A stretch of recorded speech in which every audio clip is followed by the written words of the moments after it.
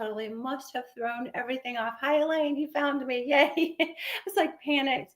Like, oh no, what am I going to do? This is crazy. So, yeah, I'm actually from Mountain Home, Arkansas. So I am in my hometown tonight and seeing my big brother. And it's just a nice little weekend. It's the cutest little Airbnb and super comfy. Hi, Tacoma. I'm glad you guys are here.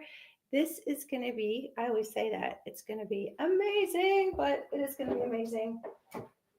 Okay, so you guys requested that we talk about all things, hey Tacoma, all things breast. And so that's what we're going to do tonight because it seems like breast disease and cancer is like the scariest thing. Hey, scariest thing when it comes to hormones. And there's a big reason for that. Hi, Constantina. Everybody's here. Yay. All my friends are here. I love it. I love it. Love it. If you are new here, just a little bit of housekeeping. If you like the content, just click the little screen and it just keeps sending me hearts.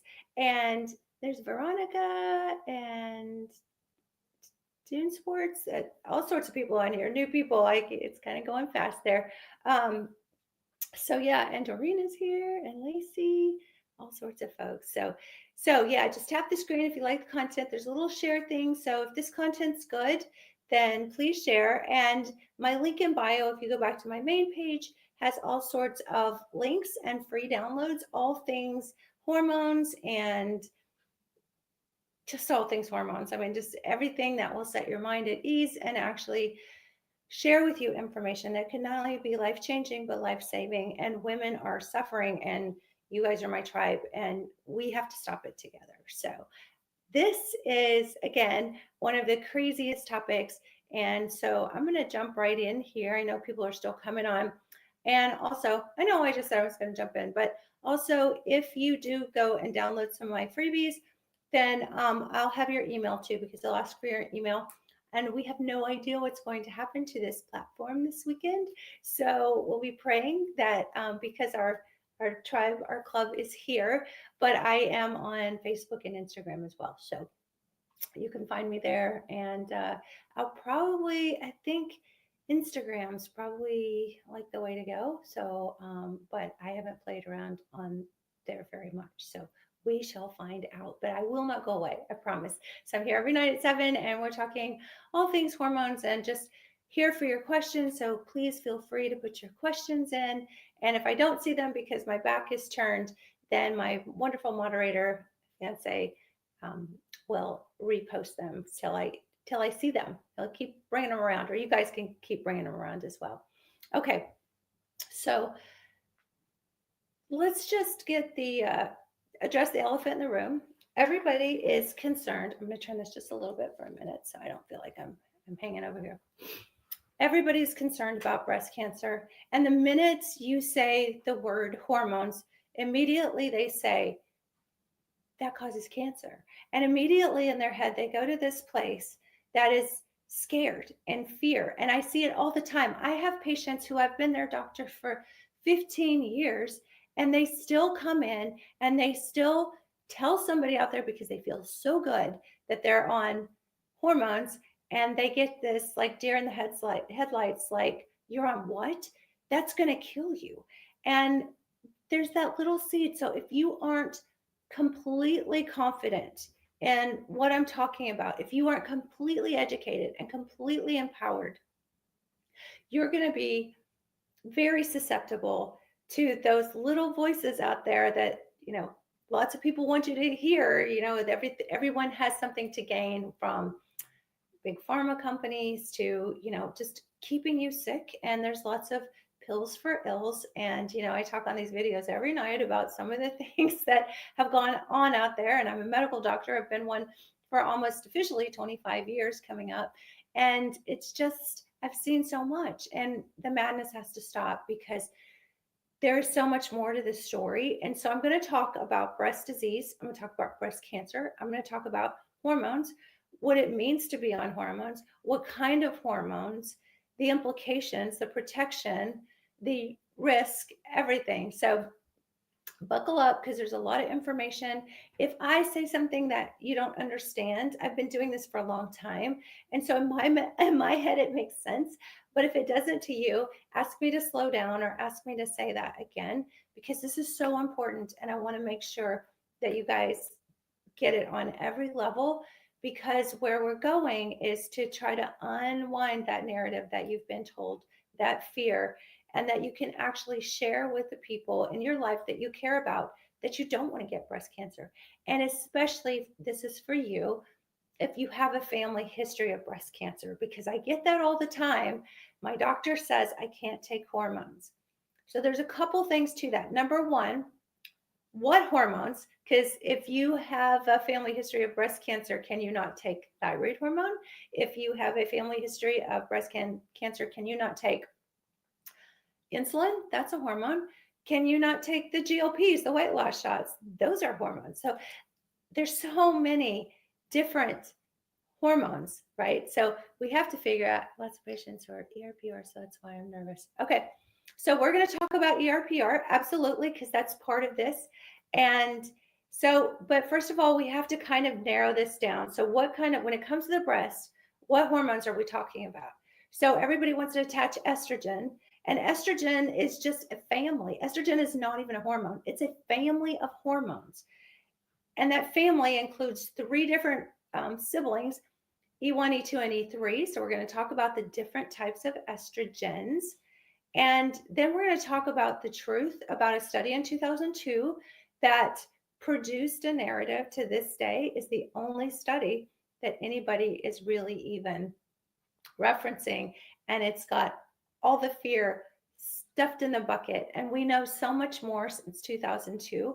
So yeah, there's so much more to the story than you know. So we're just going to start there. There's a little bit of method to my madness, and again, in my mind, it makes sense. So I hope the flow makes sense. And I know this is a lot of scattered writing and stuff, but this is the way my brain works. So I'm going to kind of just go through step by step the way I see it. Hi, Connie. Okay, so hormones and breast risk versus benefit, because that's what everybody wants to know, right?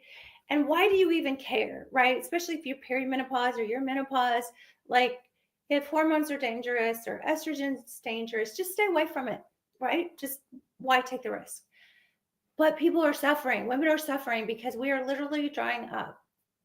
We have all the eggs that we're ever going to have as baby girls, and they're little microscopic. I mean, you can't even see them, almost little piece specks of DNA. And once we move into puberty, they start maturing once a month. Follicles formed around it, it's matured, and then we have a baby. That's what happens, right? If you have a baby, all of those same hormones go to the breast to start developing the breast so you can feed the baby. So we're not just talking about the uterus, and there's a lot of this applies to the uterus as well because a lot of women think uterine cancer, and so that's a little beyond the scope. I'm going to focus with the breast just because it's going to keep it a little simpler for us. There's already like 12 hours of information here, but that's part of it. And so the estrogen and progesterone are natural hormones that promote the breast health. And during our fertile years, those are the years when we have the least amount of cancers, the least amount of everything, the least amount of aging processes, the least amount of anything. So that is where our prime really sits, is when we have optimal amounts of those hormones. But after menopause, we have nothing. We are completely dried up. And so I'm going to just draw this little graph that I always draw because I want to set the stage of where hormones fit into our life. And I'm going to say estrogen, progesterone, and testosterone too, but I'm just going to keep estrogen and progesterone for this conversation. Okay, so you guys in my tribe, you know, I always draw this picture, but this is the life cycle of 0 to 100. And our estrogen and progesterone start to rise. And this is during our fertile years. And this is when our estrogen and progesterone and testosterone are at their peak. Then when we run out of eggs, when we are about the age of 50, but before that, at about the age of 35 to 50, everything gets really erratic because there's no more eggs left there. And so there's not that hormonal conversation between your ovaries and the pituitary gland in the head. And so things get super, super erratic. And then all of a sudden, you run out of eggs and the hormones just go in disarray. You have an elevated follicle stimulating hormone in the brain, and it pretty much elevates until it's screaming so loud, it's like, I give up. And then your hormones plummet.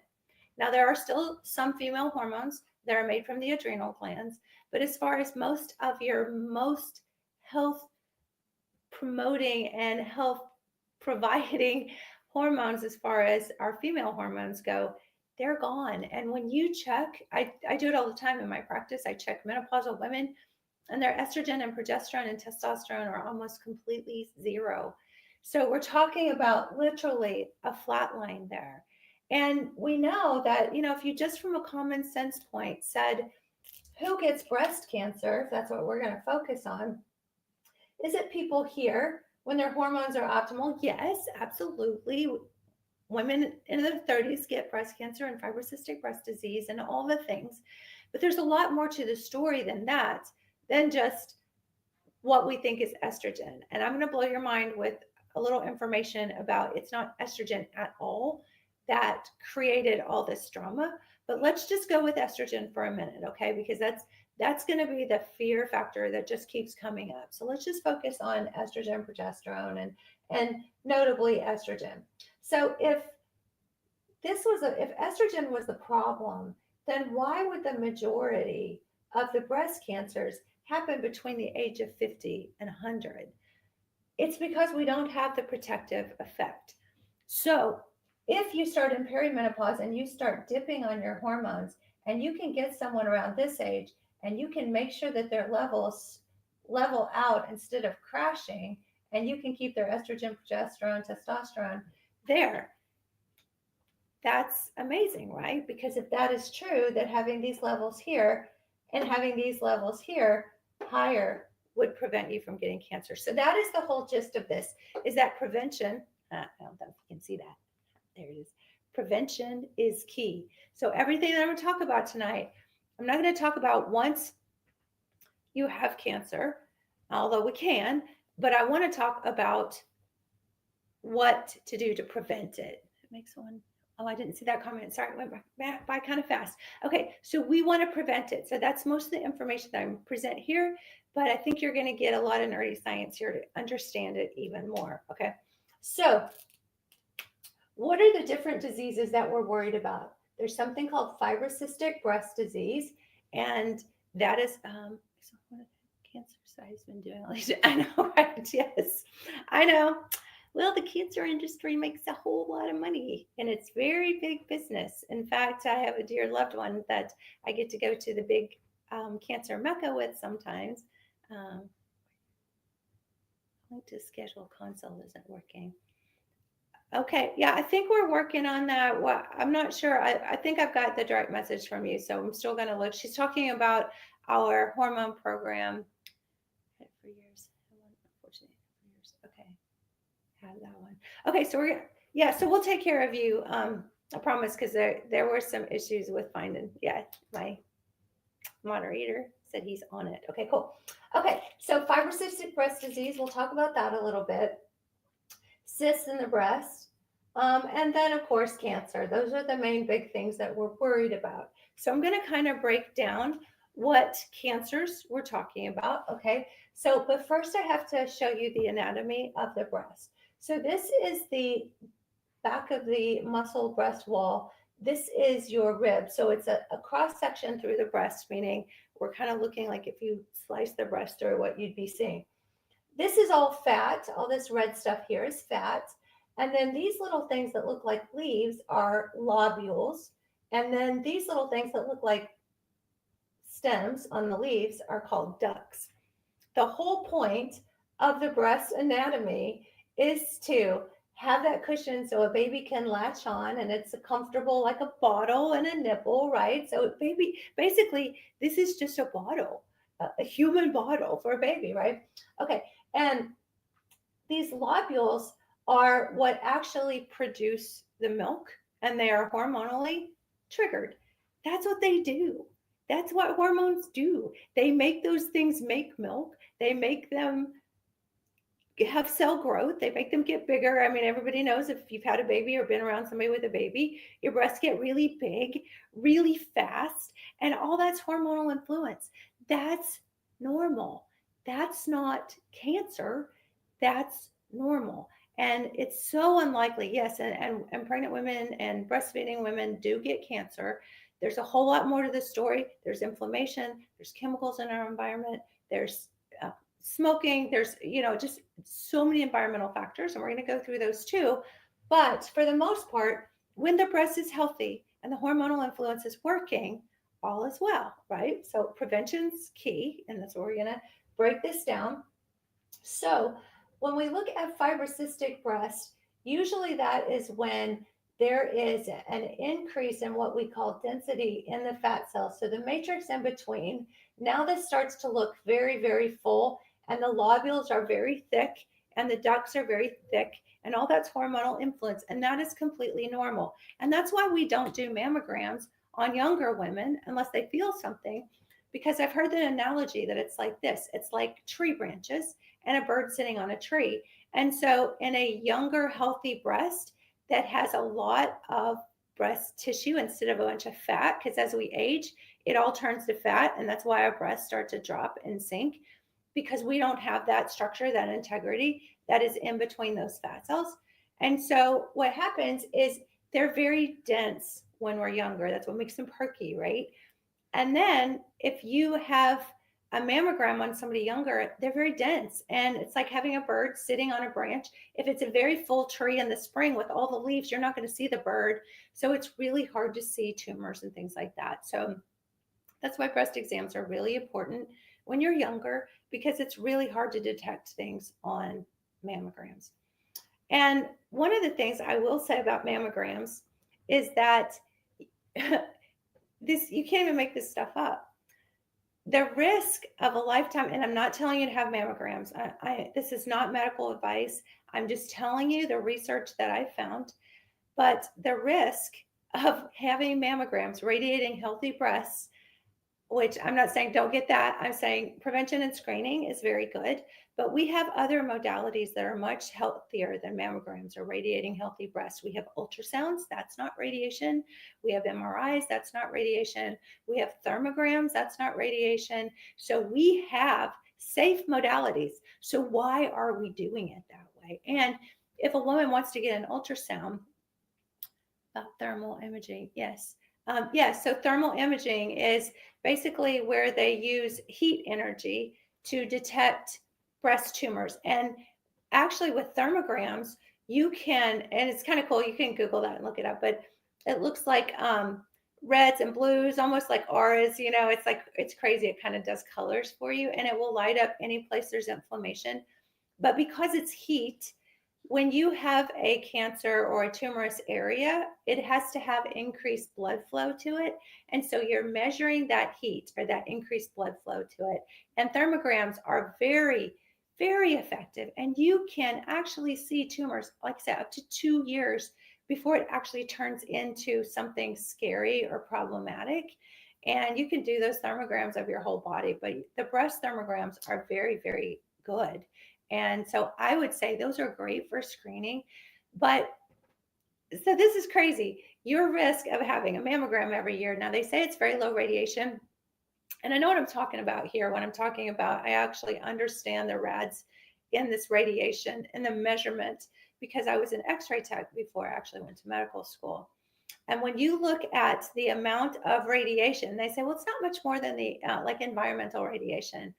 But they've done studies to show that cumulatively, because radiation does accumulate, cumulatively over the course of about 25 years, having a mammogram every year. And again, I'm not telling you to not get a mammogram. That is not what I'm saying.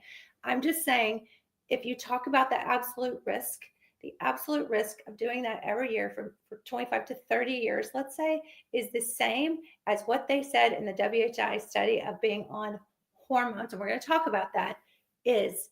So if you had getting mammograms had the same amount of risk as what the WHI study said in 2002, and you had to weigh that out, and you were miserable, you couldn't sleep, you were gaining weight, you felt like crap, your breasts were actually starting to sag and look like crap because they're losing all that structure, and you can't sleep and you hate your life and you hate your family and your family hates you and you're tired all the time, you have brain fog, you can't even move, and you have to weigh that risk in taking hormones and getting mammograms.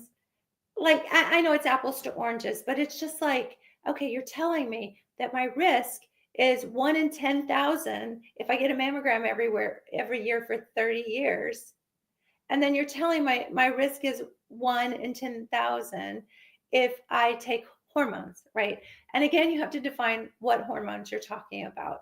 So just saying, we actually have safe modalities that they're not encouraging, and insurance won't pay for an ultrasound or an MRI unless you have a mammogram first. So tell me what that's all about, because an ultrasound is not any more technology, no more tech time. It's just a woman with a little bit of gel going over your breast.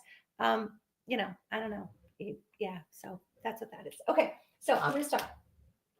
Okay, so we have the breast structure here. So we're going to talk about fibrocystic breast. That's just density. Cyst would be like when you get something around the lobules or something in here, and it's just when the ducts are overgrowing, just like you can get ovarian cysts. It's just something that's gone awry, and you've just made an extra fluid sac in there. Okay, and so let's talk about the different types of cancer.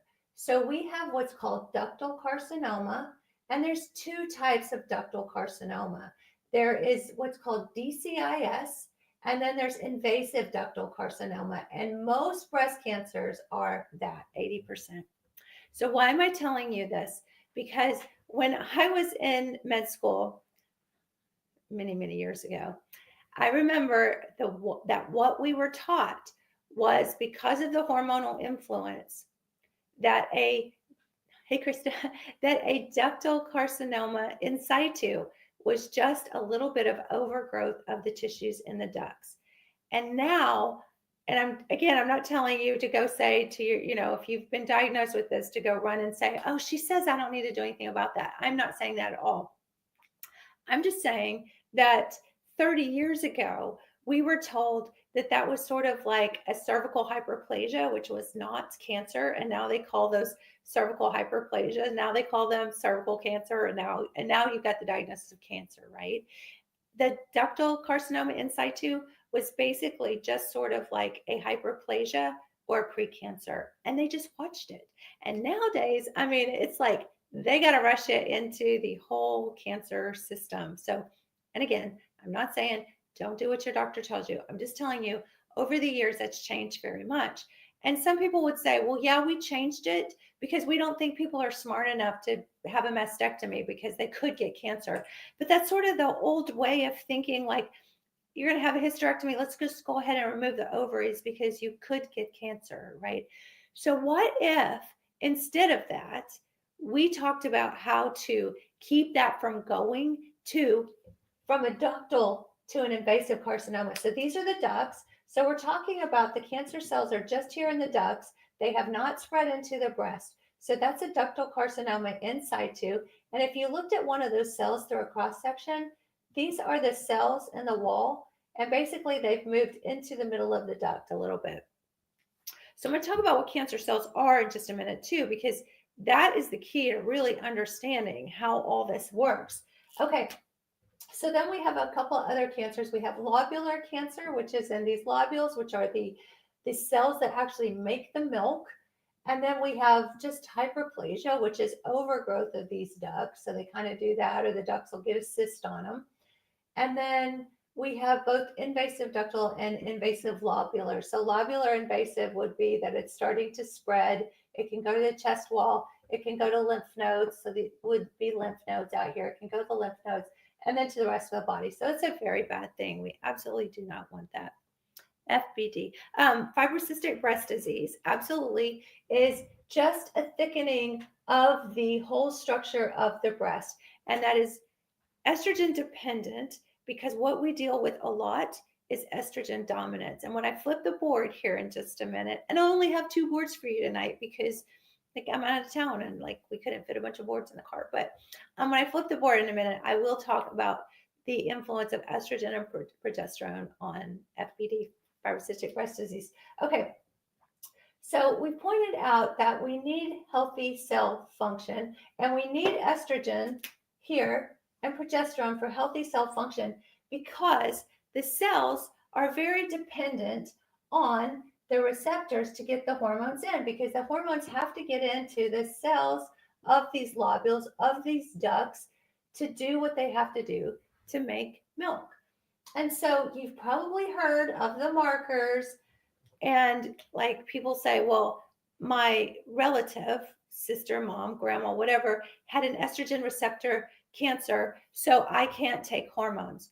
Well, again, estrogen is different from progesterone, and estrogen is just a family of hormones. It's not a hormone. So we have to be very clear. And natural hormones versus synthetic, absolutely. We're going to talk about that a little bit when I flip the screen too, because they are very, very different. Heteroduction, it's been almost 6 months, and now I have brown drainage. Posh removed. Not sure, Posh.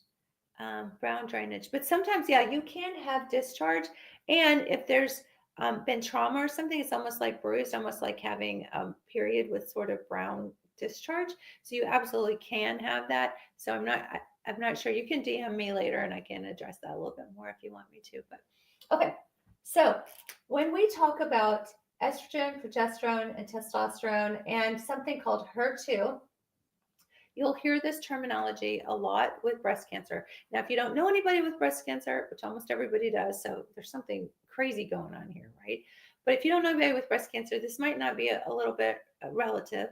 Ductal carcinoma, yeah, hope. Okay, so what you had was in these ducts, this is the cell here, and the cells from the actual wall of the ducts were actually starting to move outside, and then they move out into the lobules, and then they could get crazy and they can move out as well. So again, I was just talking about a minute ago about, is it invasive or is it isolated? Is it ductal? Is it staying in the duct, or is it invasive? Has it spread somewhere else? Okay, so when we talk about the markers, everybody kind of goes to estrogen because the estrogen positive, right? And then you think, oh, I can't take estrogen. And estrogen's a family of hormones, right? So, and I'll just jump to the chase. That study in 2002 was actually not even the estrogen arm. They actually proved that estrogen prevented breast cancer. It was the arm that had a synthetic progesterone called a progestin in it that they had to shut down because it was reaching the upper limits of what they were comfortable with. So work in pathology is so depressing seeing all these cancer diagnoses every day. Yeah, it's crazy. I actually did a pathology internship. I was going to be a pathologist, but I was like, I just like people too much, so that wouldn't work for me. But yeah, so it's just, it's sad, and there's a lot going on. And one of the things is that people don't understand that we need youthful hormone levels because on these breast cells, you have, okay, so I got red here because I always do red because I think of menstrual bleeding and stuff. So red is estrogen. So you have estrogen receptors on the cells. Blue I have for progesterone. So you have progesterone receptors on your cells. And then the HER2 or the Herceptin receptors, you have those on the cell. What happens is, and if you have none, then they call that triple negative.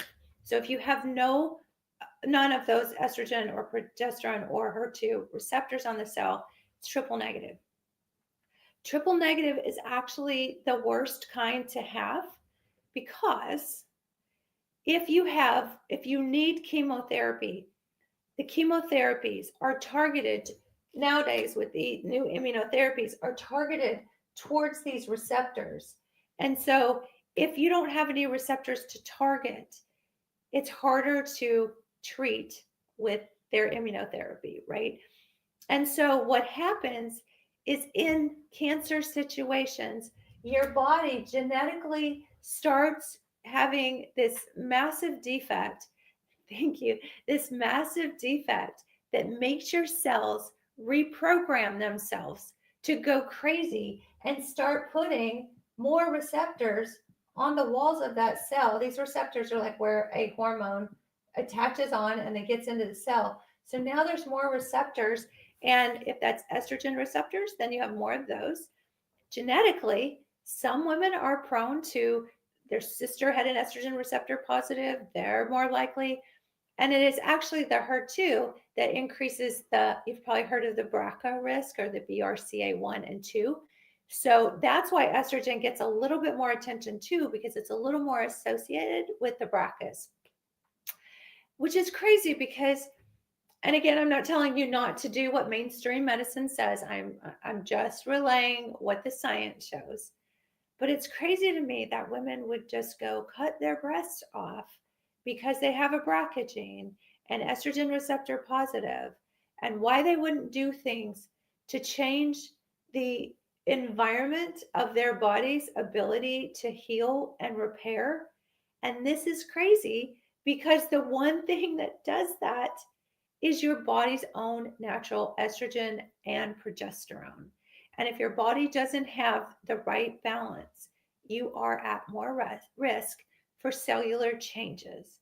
And that's when the genetics put you at more risk. So, women who have elevated estrone, which is, and God doesn't make a bad estrogen, but there is one that is extremely aggressive and it likes to grow nice breasts. And when you're pregnant, it likes to grow big breasts. And when you're 9 years old, it likes to make them big, right? Estrone is that hormone. We call it E1. I've had a type of pain before. Um, Maybe 5 or 6. I didn't see the rest of that, Shelly. I'm sorry. But that's what estrone does. And so, why aren't we talking about E1, E2, and E3? And this is another thing. I had a lady who was going to a breast oncologist because she had a family history, estrogen receptor, BRCA detected, and estrogen blockers. Oh, sure. Um, and the doctor didn't even know what estrone was, or E1, E2, and E3. The lady was like, oh, no, it's okay. He's like, you have to stop these hormones. You have a high risk. She was there to get her MRI that she'd get every year. And BHRT, yes, absolutely. So that's where I'm going to go. I promise that's where I'm going to go with all this. I'm just trying to set the stage a little bit. But so I'm like, you are a breast oncologist. How do you not know about E1, E2, and E3? And it's kind of like your GYNs. You go and you tell them that you have 80 different symptoms. You saw, if you saw my thing last night on the board, you saw how many symptoms are menopause symptoms. And you're thinking, this is the person that specializes in this. I'm finally going to get some help. And then they're like, here's your antidepressant. Here's your sleeping pill. Oh, which symptom did you say you had? I have all of them. We'll pick one and we'll treat that. I mean, that is madness, right? So, what if you could actually use bioidentical hormones, restore the state when you were here, and reduce your risk? And I'm going to tell you, how do you feel about mammograms? Yeah, so I was just talking a few minutes ago about mammograms and the radiation risk, and I'll go back and repost these videos so you can go back and watch them too.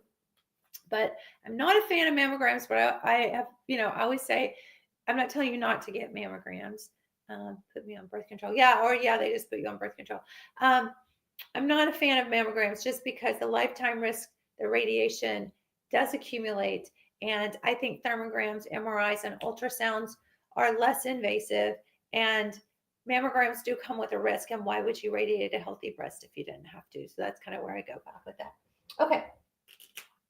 So, in a cancer situation, a genetic situation, your cells now are making more of these estrogen receptor or progesterone receptors or HER2 receptors. So, when you ask me about estrogen blockers actually decrease the amount of estrone that your body makes. It decreases so I'll just kind of do this. You guys have seen me do this. Cholesterol turns into progesterone, turns into testosterone, and then that turns into estrogen. And there's 3 different kinds of estrogen, E1, E2, and E3. I know this is total scribble here, but I'm just kind of tracking with you here. And estrone is the proliferative one, meaning that's the one that likes to grow big breasts. And so E3 is the protective one that goes over and kind of acts like a fire blanket on this guy. But it's these enzyme conversions that convert these hormones back and forth. It's kind of like, I think of yeast when you have bread rising. It's sort of the yeast that makes the estrogens convert. And so the estrogen blockers keep estrogen from converting into estrone. We give men estrogen blockers to keep their testosterone from converting into estrone, because estrone can cause prostate cancer too if you have too much of it. So that's where the craziness gets in. Now, if you have something like tamoxifen, which actually works on the receptors to block the receptors so that the hormone can't get into the cell, which I'm not sure that's such a good thing, because that's what the cells are made to do. They're made to have hormones, but tamoxifen and some of the other meds like that and the immunotherapy actually block these receptors so that the hormones can't get into the receptor. And there is something to that, because if you have too many receptors, I'm getting really messy here, so I'm going to clean this up just for my own benefit. So here is a cell, a breast cell, and these are the receptors on it. And whether it's estrogen, progesterone, or the HER2. And then if you have too many receptors, because genetically, it's like, oh, I have a genetic benefit to having all these receptors, because if I can get all that hormone in there, I could grow even more. And it's like cancer cells are like, woohoo, I'm just like, nobody's keeping me in check. I'm just like here partying, and let's grow some more receptors, because the more we can get, it's like having like a party with alcohol. The more alcohol we can get, the drunker we can get. And it's just like they're like greedy little cells with these extra receptors on it. So now hormones can lock on and get into the cell, and now you've got so much hormone in there. So it's not about having hormones, because that's what you're supposed to have. It's about having too much. And if it's estrone, which is what the estrogen receptor is, then you have all of this really aggressive form of estrogen, and it's all about balance. And so if you use bioidentical estrogen, the whole point is to keep this from happening.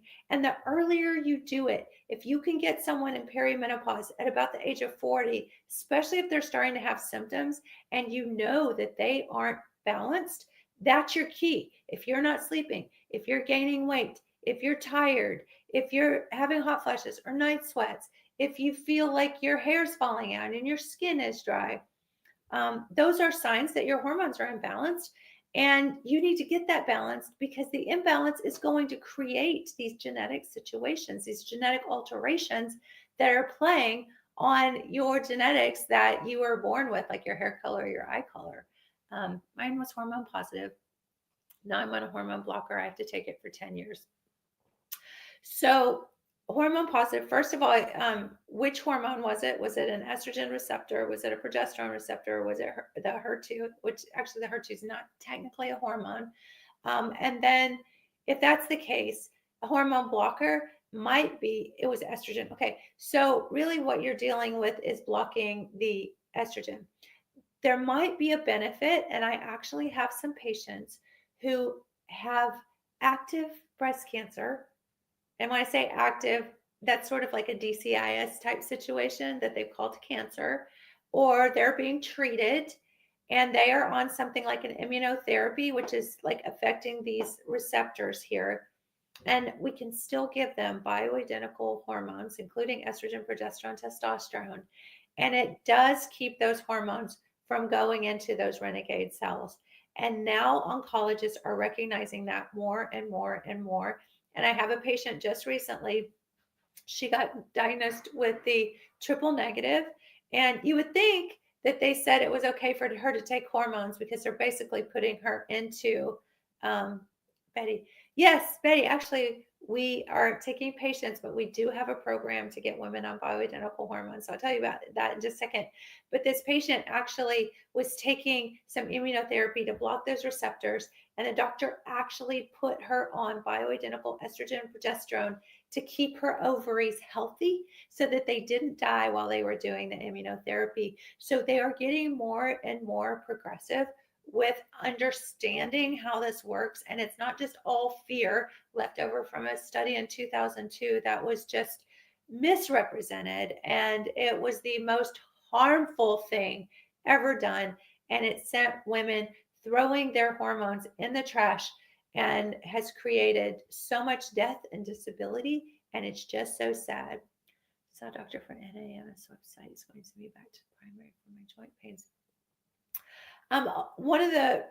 One of the problems with menopause without hormones is actually your female hormones feed your joint spaces. And so having joint pain is actually a symptom of menopause. So I always tell people, if they're telling you have arthritis and they're wanting to cut or they're wanting to do surgeries on your knees and your shoulders, frozen shoulder, that's a prime example of a menopause symptom, because you actually start losing so much blood flow that you lose the integrity and the collagen, just like you get the loss of collagen in your face or the collagen in your bladder and you start wetting your pants. Yes, dizziness, absolutely, because it's a lack of blood flow to the brain, because estrogen feeds your blood vessels, estrogen feeds everything. And when everything starts to go, everything starts to go. When your ovaries literally dry up, everything goes. Um, we talk fibroids or endometriosis. Yes, I did a live on, I don't know if I did fibroids and endometriosis. Ooh, I'll do that one tomorrow. I'm here every night at 7, as long as this platform is here. So yeah, so I'll do that. I'll do fibroids and endometriosis tomorrow. It's a very similar conversation, but yeah, whole different can of cats. But it applies here because the uterus and cancer and all those things are very dependent on hormones as well. Stage 4 endometriosis here. Love that. Okay. Yeah. So we'll do that tomorrow night. So come hang out with me tomorrow night at 7. Okay. So, um, so yeah, so we talked about the receptors, and let's go and talk about family history. Okay, good. Family history. So, how many times have I heard I can't take hormones because my aunt, my grandma, my sister had breast cancer? Closer office insurance will cover. So we have, I know it's all confusing, Misty. There's a lot to it. And, I'm not trying to overwhelm you guys with all this stuff. I'm just trying to kind of get you to think a different way and stop being scared of bioidentical hormones, because that's what we do. So anyway, you asked, so I'm going to tell you, we are nationwide compounding pharmacies. So what we do is we have people order a test kit because it's really hard to get your doctor to check your hormone levels. And this checks for your estrogen, progesterone, testosterone. And you could go to my link in bio to order one. And it's a little over $100. I think it's $129. And we were running some specials, but it's $129 now, I'm pretty sure. And you order a kit, and it's included, and the shipping is free with it, and then the shipping to the lab. And so this is a saliva test. All you do is you just, once you get it, you put your saliva in the tube, and then you fill out this form with like 70 different menopause symptoms. You asked me if dizziness is on here, frozen shoulder, hot flashes, night sweats, weight gain, dry skin, hair falling out, not sleeping, all the things. So you fill that out, and it's rated like 1 through 3 on there, so you can say how bad it is. Like, I'm really, really bad, or it's just happening. Like, I'm kind of not sleeping. So yeah, all of them. And then you send this in, and the consult with our hormone coaches is included too. Oh, Kiki, I hear that all the time. She said, my gyno ignored me for 40 years. I have a lady, she's 72. She's not the oldest patient that I treat with hormones, but she's the longest suffering one. And she went in menopause at 52. She's 72. And she had not had a full night's sleep in 20 years and had hot flashes that were debilitating. And girls, if you have hot flashes, it's not funny. It's not that thing. Like Kiki, you're saying, I'm not well. It's not just, oh, you're a little glistening and you're a little sweaty here, and that's okay. It is absolutely miserable. You are hot on the inside. You feel like you're having a heart attack. You're changing your gowns 3 times. I mean, it's just, it's miserable, and it interrupts your sleep. And yeah, so somebody asked me saliva. Yes, so you put your saliva in the tube. We mail this to you, free shipping, and then put your saliva in the tube, send it to the lab. Then we get your lab results, and our hormone coaches then talk to you about a plan to get you on bioidentical creams, certain time of month to do the test.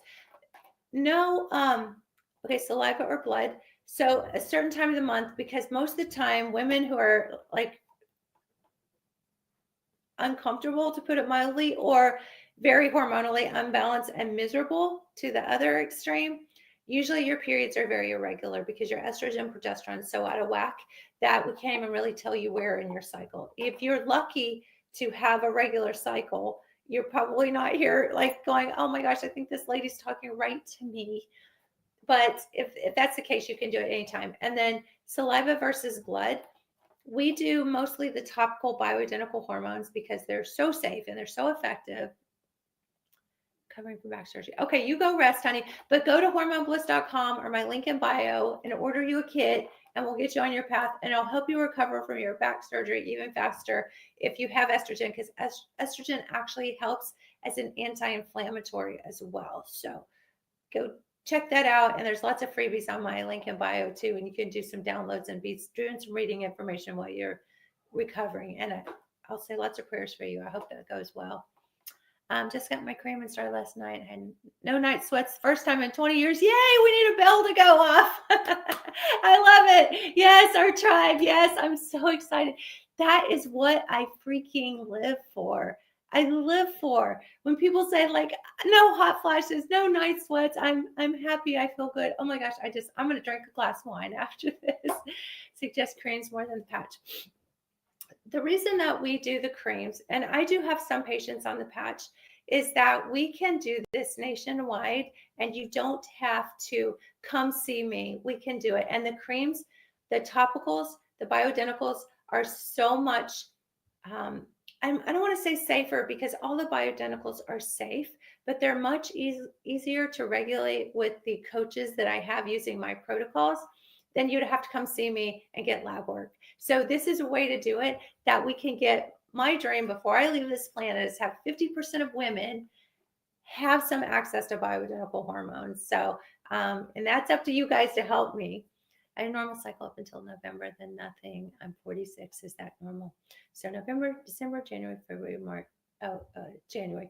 Yeah. So we do have this time called perimenopause where they get really irregular. The definition of menopause is 1 year without periods. That's it. And it means absolutely nothing. That's all it means.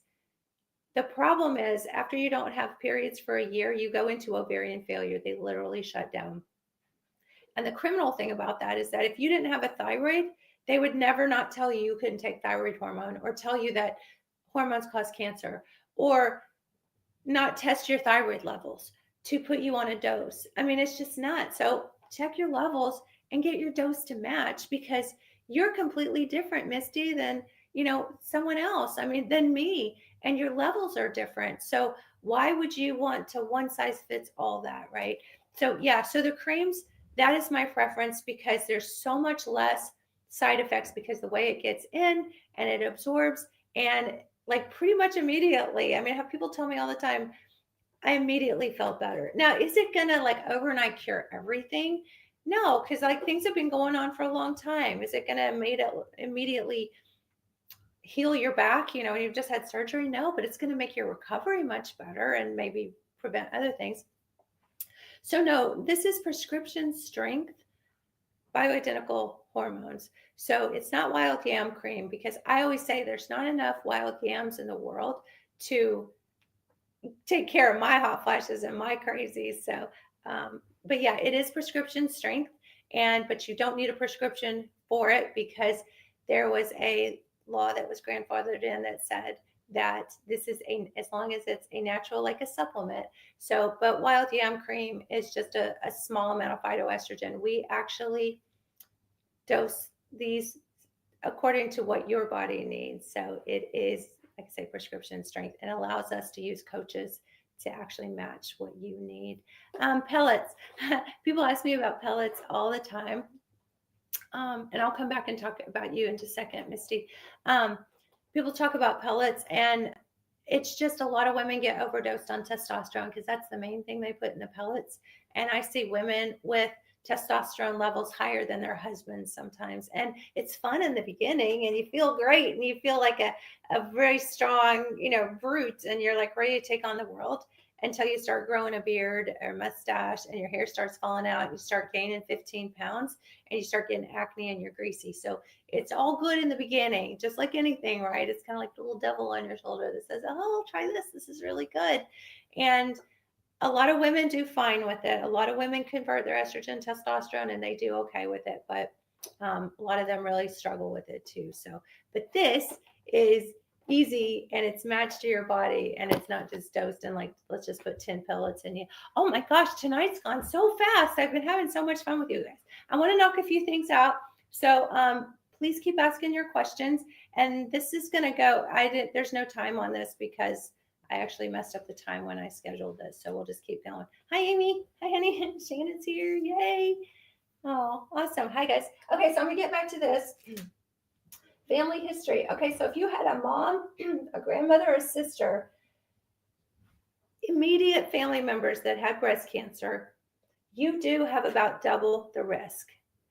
Facebook Live. Yeah, I'm live streaming right now on my Facebook page, Dr. Tammy, so you can find me there. So Dr. Tammy or Tammy Hill Tucker is my other name on there, but just find Dr. Tammy on Facebook.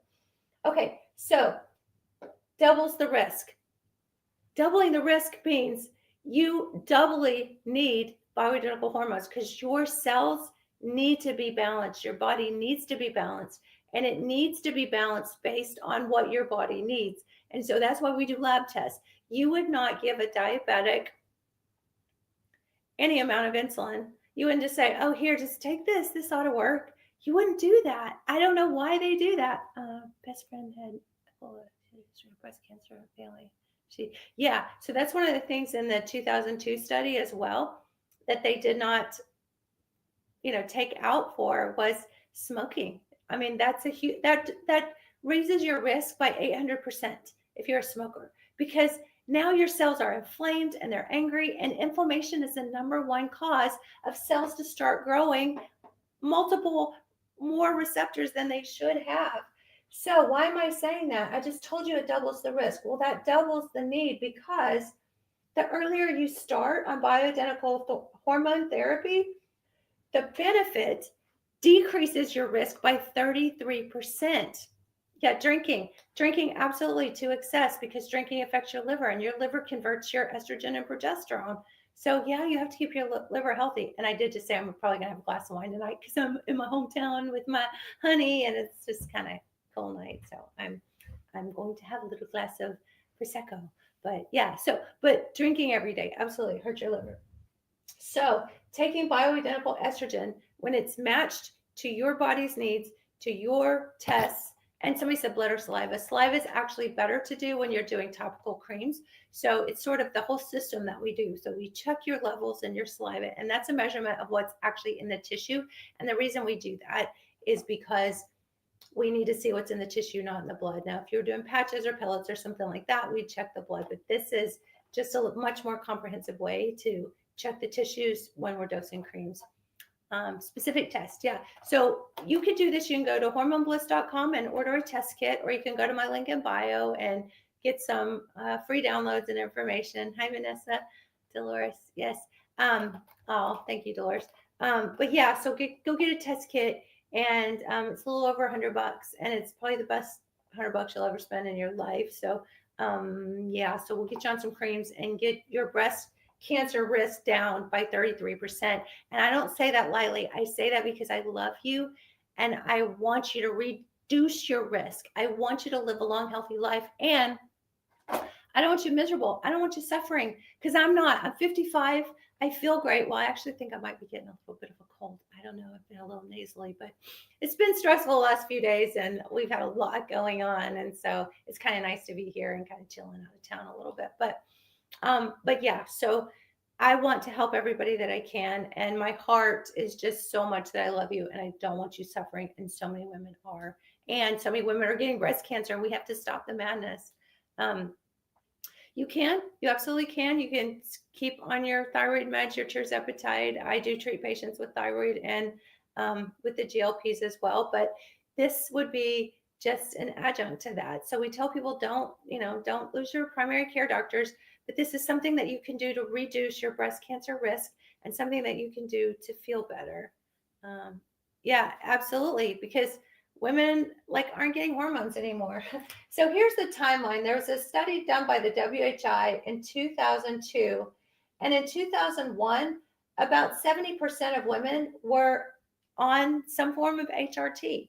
And in 2002, the study came along and they took women 10 to 15 years out from menopause and put them on synthetic progesterone, which is called a progestin.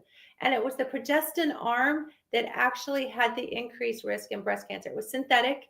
Synthetic hormones are made from petrochemicals, which are synthetic, which absolutely have molecules that are carcinogens. Or the test, you go to hormonebliss.com, or you can go to my link in bio, and in my link tree you can order as well. So yeah, go get a kit. I'm excited for you. Yeah, somebody just said a little bit ago that they had no hot flashes first night they got on the cream, so I love that. Estradiol 0.375 and progesterone pill. So nervous to start. So I would be too, because if that's in the oral route for your estrogen, when estrogen goes to the liver, it does make problematic metabolites. And so the creams are the absolute safest way to go with the bioidenticals. Now, estradiol and progesterone, I don't know if it's a progestin pill, but it's most likely a bioidentical progesterone pill. And commercial pharmacies do have them, right? When you go through a compounding pharmacy, or like the pharmacist, the chemist that we use that makes our hormones, it is individualized. So that's the beauty of just not taking a one size fits all too, and having the testing and having your hormones matched to you. So that's sort of the benefit of that. So, and if that's not working for you, then absolutely come check us out. Before I test, I just quit using it. Okay. Absolutely. You actually didn't need to stop using the patch. You can test while on it. There is part of it on the questionnaire actually does ask what form, or if you're on any kind of form of HRT right now. And so we just look at, are you on it or not? And that tells us, well, if it probably wouldn't be working if you were, going through our gang and coming and joining the tribe. But yeah, so you could, if since you're off of it, I'd probably wait a week or two to do the test. No big deal. Just put on there what you were on or how long you were off of it, because we take all that into consideration. So it should be super painful before period. Okay, so that means that your estrogen and progesterone are imbalanced, and that does put you at higher risk for breast cancer and uterine cancer. So it's really important that we get that balance. So order a kit. Let's see what your levels are doing, and let's fix that. Okay. So estrogen and progesterone help with something called programmed cell death. And what that means is your cells are meant to die. Everything has an expiration. If your cells don't die and they just get like old and mean and nasty, then that is what can create the inflammation and the oxidative stress that can produce the cancer. Just finished tamoxifen DCS stage 0 6 years ago. Yeah, so it's crazy that they don't talk about bioidentical hormones, and then they just put you on tamoxifen. So Kiki, a lot of doctors now are starting to understand the benefits of natural hormone therapy, and you can still be on tamoxifen and take it. So if you're really scared, you can stay on tamoxifen to affect these receptors and take bioidenticals, because it's the renegade cancer cells that are the problem. So that's everybody's choice. But people ask me all the time, can I take your bioidentical hormone creams? And I've had cancer, or I'm on tamoxifen, and I'm totally okay with that. And I can't find, if you can bring me studies that negate that. And I am so risk averse. I would never hurt anybody. And I know this 100%. And especially people who are on things like tamoxifen, who, now I can't promise you're not have recurrence. And if you're a heavy smoker and you're a drinker and you're eating Doritos every day, could your breast cancer come back? Yeah. Would that be from bioidentical hormone creams? No. It actually might delay coming back if you were on the bioidentical hormone cream. So I have no fear of that at all. I have enough science to back up everything that I say. So if you are suffering and you are having any kind of symptoms of menopause, which there are a lot of them, all I'm saying is you don't have to. And if your breast oncologist doesn't agree with that, I bet you if you just try one or two different ones, you'll probably be okay with that. Oh, they're saying my time is almost up. Okay, let me fix that. Oh, hang on. Sorry, guys. They made me do this little puzzle thing. Okay, I'm back. I want to flip my screen, but before I do that, I just want to say that estrogen and progesterone actually help with programmed cell death. So it will actually kill cancer cells. So that's, you can't make this stuff up. Bioidentical estrogen progesterone actually kill cancer cells and decreases your risk of breast cancer or recurrence by 33%. I know it's a super bold claim, but I stand behind it and put my hand on a Bible. I have no problem with that. Okay. And progesterone decreases inflammation. And inflammation is the number one cause of oxidative stress that causes all sorts of cancers. So now we're not just talking breast cancer, we're talking every cancer in your body. Okay, I'm going to flip this around. Just a couple more things.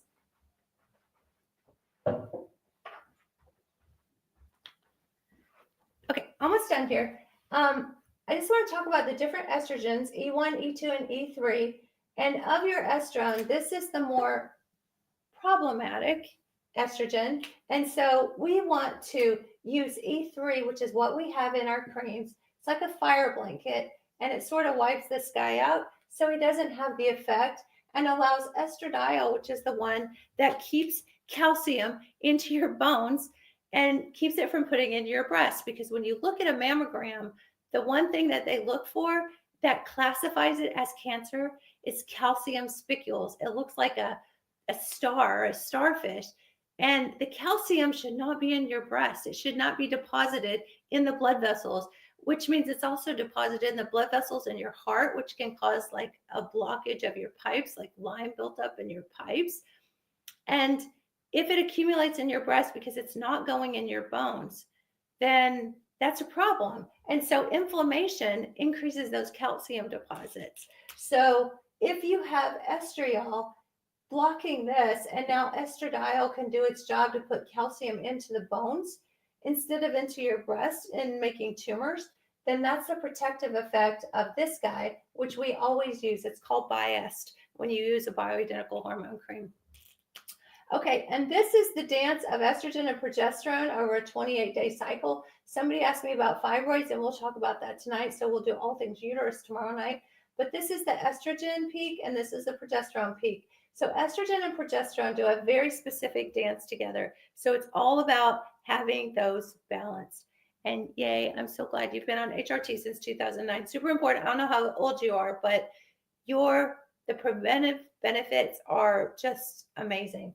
Okay, obesity. Obesity increases your risk of breast cancer by 33%. And what happens after menopause? We start gaining weight because we have more estrone, because there are enzymes called aromatase that actually take adrenal hormones, which are all the hormones we have after we don't have ovaries, and converts it into estrone. So the only estrogen that we have is a problematic one.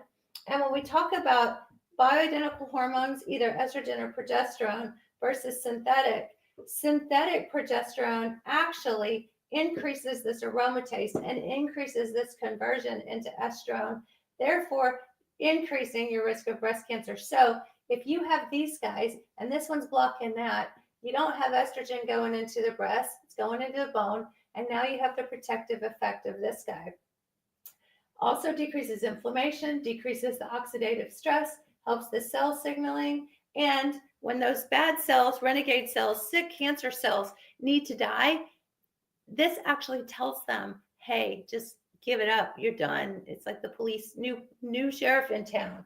And then the bioidentical estradiol, kind of what I told you there, promotes the healthy cells and increases the cell angiogenesis, so it's healthier blood flow so that you don't have calcium deposits because it's all kind of gunked up in there.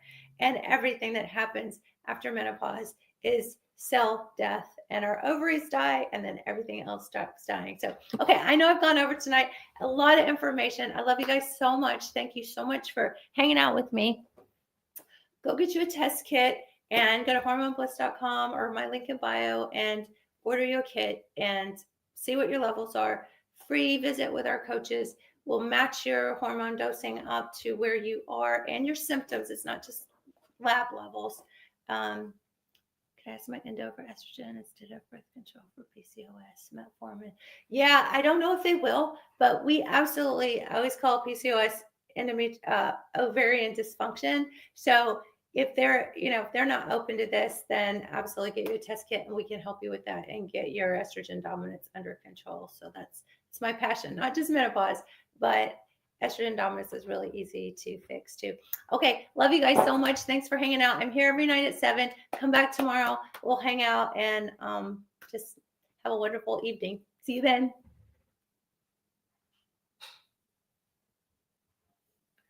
Ooh, 2K. Hi, you were killing it.